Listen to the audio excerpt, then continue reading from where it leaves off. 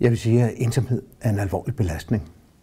Jeg tror ikke, der er ret mange, som ikke har prøvet ensomhed, der ved, at man bliver udelukket af fællesskabet, og mange ensomme får et dårligt selvværd. Derfor er det vigtigt, at der er nogen, der tager kampen op mod ensomheden. Vi ved, at der er 250.000 mennesker i Danmark, som er udelukket af fællesskabet, og som ofte eller altid føler sig ensomme. Alene inden for området de ældre, der er det 65.000 mennesker. Der er meget at gøre.